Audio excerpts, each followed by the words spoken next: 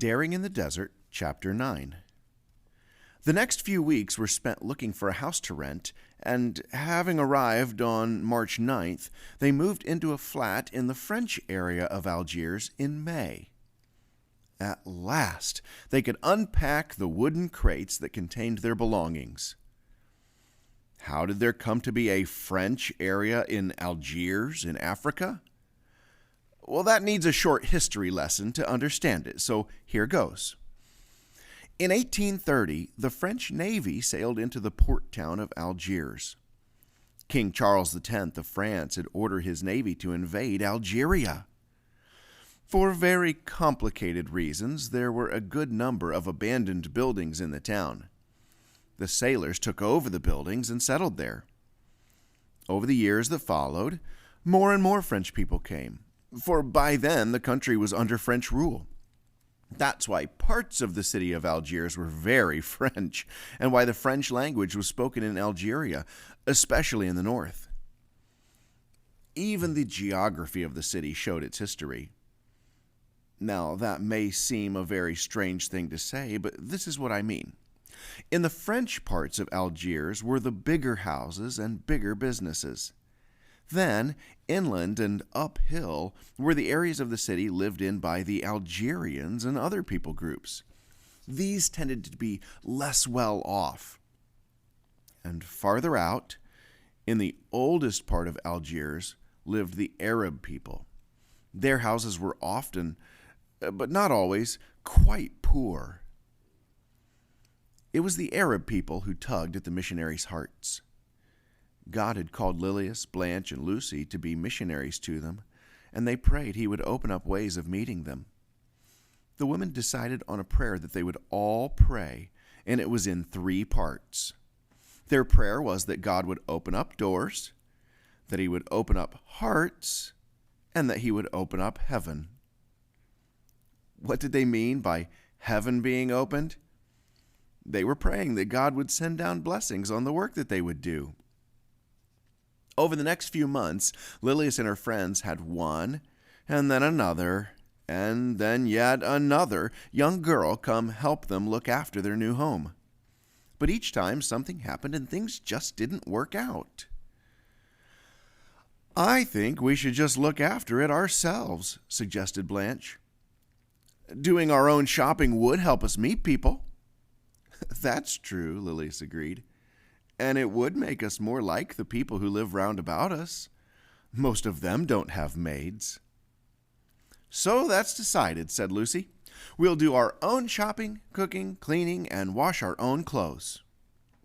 Now, this may seem a bit strange to most of you who are reading this story, but making up a rotation for doing their own cleaning, washing, shopping, and so on was really rather like making up the rules of a game to Lilius, Lucy, and Blanche. None of them had ever done a washing. They all had laundry maids at home to do it for them. Cooking was entirely new to them. Just try to imagine what some of the first meals must have tasted like. And shopping for ingredients in a strange town, even if they were in the French Quarter, must have been interesting to say the least. Lilius wrote, "Blanche proved to be a good cook, and I was the house and parlor maid. Lucy took turns at helping us."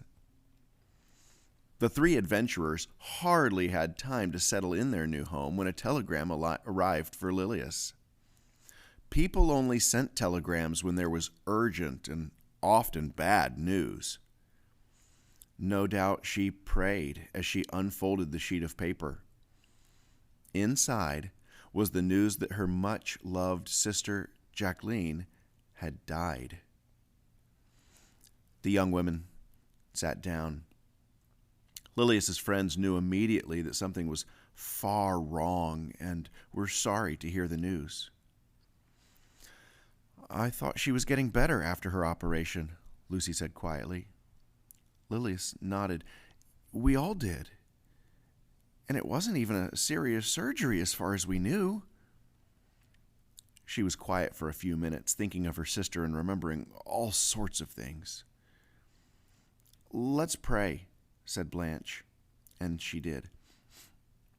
Tears rolled down Lilius's cheeks as she thought of never seeing Jacqueline again until they met in heaven. "She's with Jesus," she said, "and that is so much better than being here on earth. Imagine my dear sister seeing Jesus face to face." As it was a Sunday, the three young women had time to talk to each other.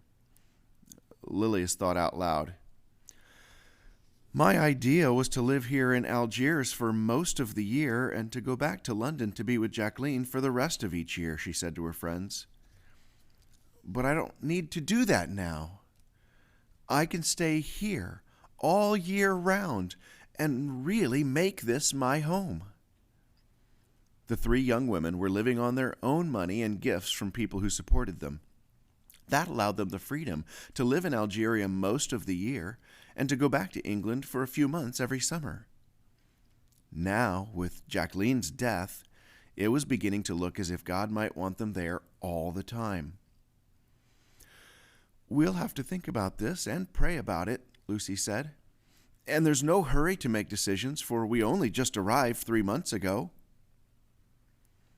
A few hours after hearing about her sister's death, Lilius went with her friends to the English church in the city, where people cared for her with great kindness.